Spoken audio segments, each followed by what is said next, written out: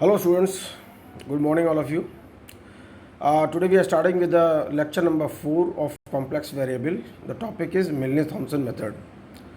In the previous lecture we have studied about harmonic function and the harmonic conjugates. When u is given find v, and when v is given find u. In this function we have to in this lecture we are going to find the analytic function fz. कि analytic function F कैसे निकालेंगे अगर हमको u दिया हो या हमको v दिया हो या इन दोनों का एडिशन दिया हो u प्लस वी या u माइनस वी दिया हो, तो हम एनालिटिक फंक्शन एफ कैसे निकालेंगे। तो इसके लिए बहुत अच्छा मेथड है, मिलने थॉमसन मेथड है, जिसको हम लोग यूज़ कर रहे हैं इस मेथड को निकालने के लिए कि हाउ टू फाइंड जेड। अब इस मिलने थॉमसन मेथड को जरा देखिए क्या लिखा हुआ है। Milne Thomson method is use to find the analytic function F Z directly in terms of Z. यानी कि हम लोग u दिया हो तो हम डायरेक्ट फंक्शन v नहीं निकालेंगे कि फिर आप u प्लस आई वी करके आप एफ जेड बताएँ। अब u दिया है तो डायरेक्टली हमें फंक्शन मिलेगा z में, और v दिया है तो भी हमें डायरेक्टली फंक्शन किस में मिलेगा, z में ही मिलेगा हमें function F Z directly in terms of z without first finding out v when u is given और u when v is given. Now see, in case number 1 we have seen I have shown you that when only real part uxy is given, yani we have to find the analytic function fz in the case when only real part u is given to us. So method is very easy. You can see there are 3 steps only to get the function. सबसे पहले हमने क्या किया, यानी हमें करना क्या है इसमें, to construct F Z when real part u is given. तो अब देखो ध्यान दीजिए, जब u दिया है तो सबसे पहले आप स्टेप 1 में क्या करेंगे, x के रेस्पेक्ट में पार्शियली डिफरेंशिएट करेंगे, del u upon del x करेंगे। जैसे ही del u upon del x करेंगे हमें कुछ फंक्शन x और y में फंक्शन मिलेगा del u upon del x। जैसे वो फंक्शन x और y में मिले, x की जगह z रख दो और y की जगह 0 रख दीजिए, तो आप उसको क्या मिल जाएगा, 5 1 z0।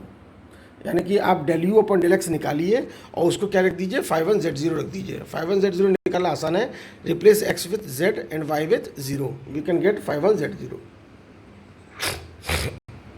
स्टेप नंबर 2, अब क्या करना है हमें, अब u को हमें y के रेस्पेक्ट में पार्शियली डिफरेंशिएट करना है और उसको हमने लिख दिया 5 2 z0। ठीक है, x की जगह z और y की जगह 0 करने से हमें मिल जाएगा 5 2 z0। Now see the formula for direct formula for F Z is analytic function कि फार्मूला क्या है, integral 5 1 z0 minus I times 5 2 z0 dz plus constant of integration, ये फार्मूला है। तो 5 1 z0 हम लोग ऑलरेडी निकाल चुके हैं, 5 2 z0 भी हम लोग निकाल चुके हैं, इन दोनों को माइनस कर दो बीच में लगा के, यानी 5 1 z0 माइनस आई टाइम्स 5 2 z0 कर दिया और ये हो गया, you can find the analytic function F Z, और you can find the analytic function F Z. Now you can see the case 2।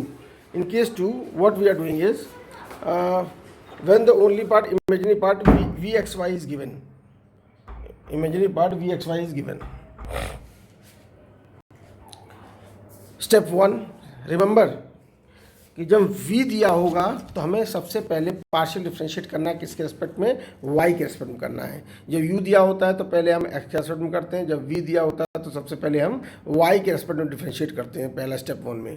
तो del v upon del y निकाला, अब उसको मान लिया हमने 5 1 z0 मान लिया। 5 1 z0 निकालने के लिए x को z से रिप्लेस कर दीजिए, y को 0 से रिप्लेस कर दीजिए, 5 1 z0 निकल आया। सेकंड स्टेप हमने क्या किया, del v upon del x निकाला, यानी पहले del v upon del y निकाला जिसको 5 1 z0 माना, सेकंड स्टेप में del v upon del x निकाला, उसको हमने 5 2 z0 मान लिया। 5 2 z0 निकालने के लिए भी x को z रख दिया और y की जगह 0 रख दिया, आपके पास 5 2 z0 भी आ गया। अब यहाँ देखिए स्टेप 3 में formula F Z, direct formula analytic function का एफ जेड का। अब देखिए दोनों फार्मूले में थोड़ा सा अंतर है, जब u दिया होता है तो फार्मूला क्या होता है, 5 1 z0 माइनस आई टाइम्स 5 2 z0। अब जब v दिया होता है तो फार्मूला क्या हो जाता है, थोड़ा चेंज है फार्मूले में, आप देखिए बीच में साइन का चेंज है, वो प्लस हो गया है, 5 1 z0 plus I times 5 2 z0 dz plus constant of integration, इतना चेंज हो गया है बस।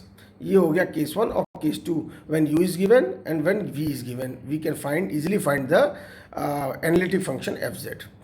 अब इसी पे बेस्ड एक एग्जांपल देखिए, आप u दिया हुआ है, if u is x³ minus 3xy square is real part of analytic function F Z, then find F Z.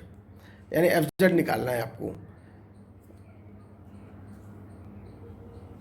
Find F Z. अब देखिए यू दिया हुआ है, अब यू दिया होता सबसे पहले हमने किसके रिस्पेक्ट में डिफरेंशिएट किया, del U upon del X किया हमने। Del U upon del X कितना आ गया, 3x² माइनस 3y², ये आ गया हमारा। इसको हमने क्या मान लिया, 51z0 मान लिया इसको, del U upon del X 51z0। 51z0 लिखने के लिए हमने क्या किया, x की जगह हमने लिख दिया z और y की जगह लिख दिया हमने 0, तो ये आ गया इतना। अब सेकेंड स्टेप हमने उठाया, del U upon del Y निकाला, del U upon del Y निकाला, वो आ गया -6xy, 6xy आ गया भाई। और उसके बाद 52z0, x की जगह z रखा और y की जगह 0 रखा, तो पूरा का पूरा क्या हो गया, ये 0 हो गया, पूरा 0 हो गया। तो ये हो गया 52z0 is 0, 51z0 is 3z² and 52z0 is 0। Now we are using the formula, see the formula F Z क्या हो गया, 51z0 minus I52z0 dz plus C.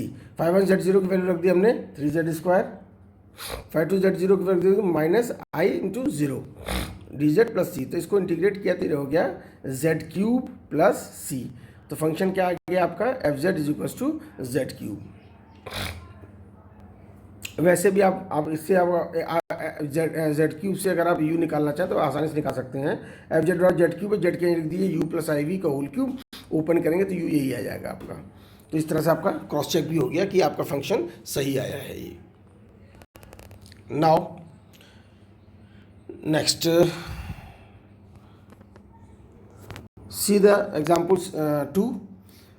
Example 2, when v is given to you, the imaginary part is given to us, v is equals to 3x² y minus y³. The imaginary part of analytic function is given, then the find the analytic function fz. अब हमें fz निकालना है भाई। v दिया है 3x² y minus y³, ये हमने क्या किया, अब मैंने पहले बताया था कि जो v दिया हो तो सबसे पहले हम del v upon del y करते हैं और उसको 51z0 मानते हैं।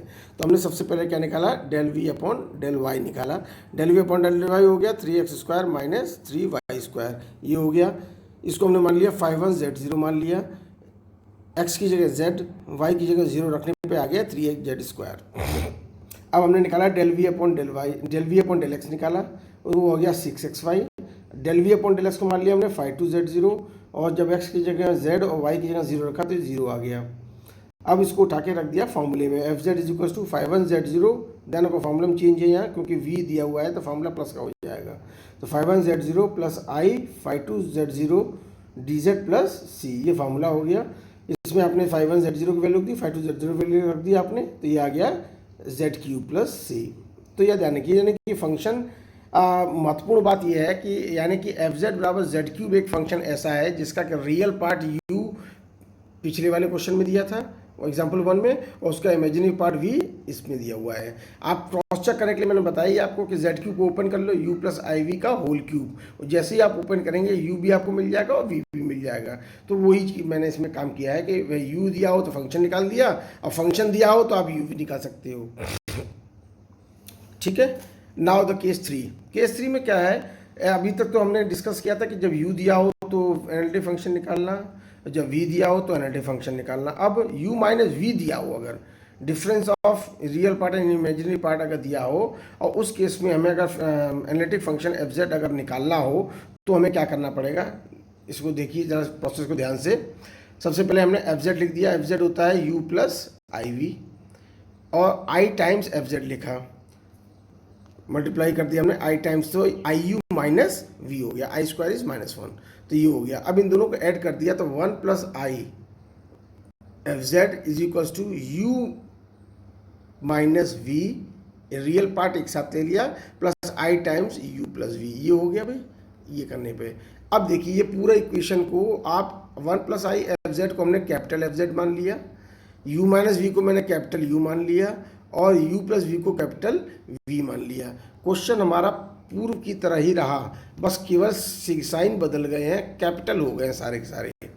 लास्ट में जब कैपिटल एफ जेड निकलेगा तो जो स्मॉल एफ जेड निकालने के लिए हम क्या करेंगे, जो भी u प्लस IV आएगा उसमें हम 1 प्लस I से केवल एक डिवाइड कर देंगे, इस वाले फंक्शन से डिवाइड कर देंगे।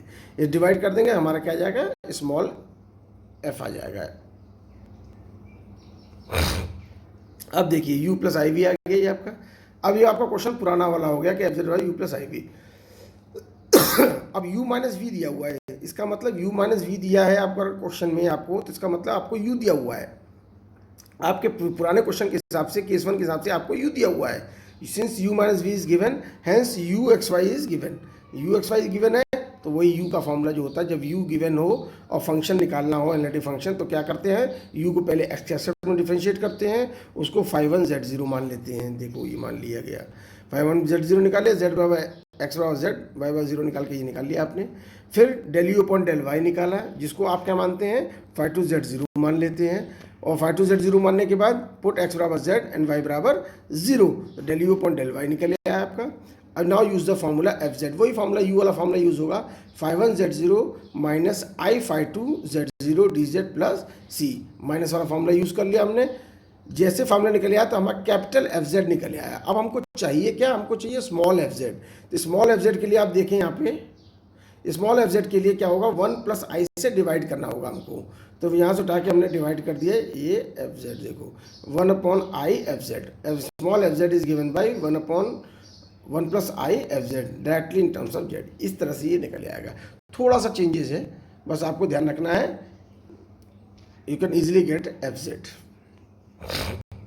Now you see case 4, when u plus V is given, वही काम करना है फिर से आपको। u प्लस वी के लिए एफ जेड लिख लिया आपने, u plus I V, I F Z निकाल लिया, I U minus I V, उसके बाद ऐड कर दिया, दोनों को ऐड किया, ऐड करने पे 1 प्लस आई एफ जेड बराबर u minus V, real part एक साथ कर लिया, इमेजिनरी एक साथ कर लिया, तो u minus V plus I U plus V आ गया, ये आ गया भैया आपके पास। और उसके बाद एफ जेड बराबर क्या हो गया, capital I 1 plus I F Z को कैपिटल एफ जेड मान लिया, u माइनस वी को कैपिटल u मान लिया, और u प्लस वी को कैपिटल v मान लिया, जैसे पहले पिछले वाले केस 3 में किया था हम लोगों ने।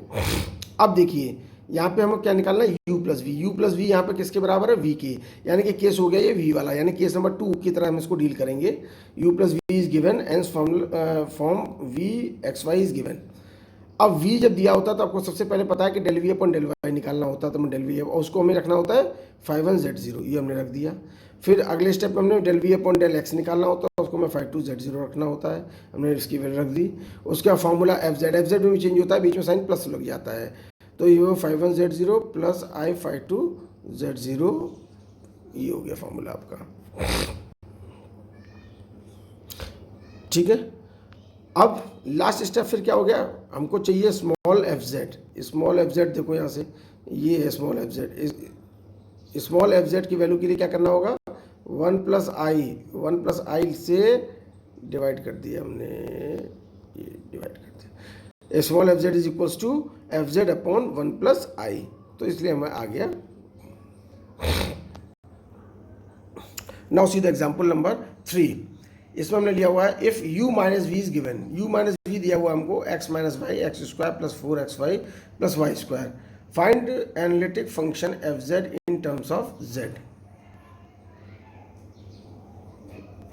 देखो भाई काम प्रोसेस वही किया हमने, एफ जेड बराबर u प्लस आई वी ले लिया हमने, और I F Z I U minus V कर लिया, ऐड कर दिया दोनों को, स्मॉल एफ जेड के टर्म्स में ये आ गया। स्मॉल एफ जेड की जगह हमने कैपिटल एफ जेड लिख दिया, u माइनस वी की जगह कैपिटल u लिख दिया, और u प्लस वी की जगह कैपिटल v लिख दिया हमने। और उसके बाद कैपिटल एफ जेड बराबर u प्लस आई वी। अब हमको पूछा क्या गया, u माइनस वी पूछा गया है, तो u minus V is equal to capital u। तो अब u की तरह हम लोग इस केस को डील करेंगे कि when u is given how to find analytic function F Z. तो u बराबर आपका ये है, u जब दिया होता है तो हमको सबसे पहले del U upon del X निकालना होता है, हमने निकाल लिया del U upon del X, इतना आ गया del U upon del X में, उसको रख दो 5 1 z0 के बराबर, replace x with z and y with 0, we are getting 3z square in this. उसके बाद हमने निकाला del U upon del Y निकाला, देखो del U upon del Y निकाल दिया, del U upon del Y आ गया। Del U upon del Y को हमने क्या मान लेते हैं, 5 2 z0 मान लिया हमने, 5 2 z0 की वैल्यू आ गई 3z स्क्वायर आ गई। अब हमने लगा दिया फॉर्मूला u के लिए, ध्यान रखो फॉर्मूला u के लिए है तो बीच में माइनस साइन आएगा, तो F Z is equal to 5 1 z0 minus I 5 2 z0 plus c, ये हो गया आपका एफ जेड का फॉर्मूला। आपने 5 1 z0 की वैल्यू रख दी 3z स्क्वायर, 5 2 z0 की वैल्यू 3z स्क्वायर रख के दोनों को आपने देखो इसमें इंटीग्रेशन में लिए कॉम बाहर निकाल लिया, 3 1 प्लस आई बाहर निकाल लिया, इंटीग्रेशन रह गया Z square D Z, plus C. अब हमने क्या किया भाई इसको, अब D F Z capital F Z को हटा के हमने क्या लिख दिया 1 plus I small F Z. तो स्मॉल एफ जेड के लिए 1 प्लस आई से डिवाइड और हो जाएगा, तो हमने यहाँ पे डिवाइड कर दिया। अगले स्टेप में देखा F Z is equals to 1 minus I upon 1 plus I Z cube plus C upon 1 plus I, C upon 1 plus I. थोड़ा सा इसको रेशनलाइज कर लिया, 1 minus I upon 1 plus I को रेशनलाइज कर लिया, 1 माइनस आई से ऊपर नीचे गुणा कर दिया, तो ऊपर 1 माइनस आई का होल स्क्वायर हो गया और नीचे 1 स्क्वायर माइनस आई स्क्वायर हो गया। तो इसको हमने रेशनलाइज को ओपन कर लिया, देखिए ये आ गया 1 माइनस 2i प्लस आई स्क्वायर अपॉन 2। तो देखो आई स्क्वायर माइनस वन से 1 कैंसिल हो गया, माइनस 2i अपॉन 2 यानी कि रह गया केवल ये माइनस आई। तो माइनस आई जेड क्यूब और इधर बचा सी अपॉन 1 प्लस आई। इसको हमने एक नया कांस्टेंट के मान लिया या C1 मान लिया, तो ये हो गया F Z is equals to I Z cube plus K. ये आ गया एनालिटिक फंक्शन जो आपको दिया हुआ था, u माइनस वी जो दिया हुआ था उसका फंक्शन एफ जेड, ये आ गया आपका directly. Now you see example number 4, a case when u plus v is given to us. When u plus v is given, see 2 sin 2x upon e के power 2y plus e के power minus 2y minus 2 cos 2x. Find analytic function fz in terms of z. ठीक है भैया, u plus v दिया है तो हमें निकालना है। तो सबसे पहले इस क्वेश्चन करने से पहले थोड़ा सा इस क्वेश्चन को हम सिंप्लीफाई करते हैं। एक आप लोग एक फार्मूला जानते हैं कॉस हाइपरबोलिक एक्स का, मैंने मेंशन भी किया हुआ है इस फार्मूले को, साइड में आप देखेंगे तो कॉस हाइपरबोलिक एक्स होता है ई के पावर एक्स प्लस ई के पावर माइनस एक्स बाई 2।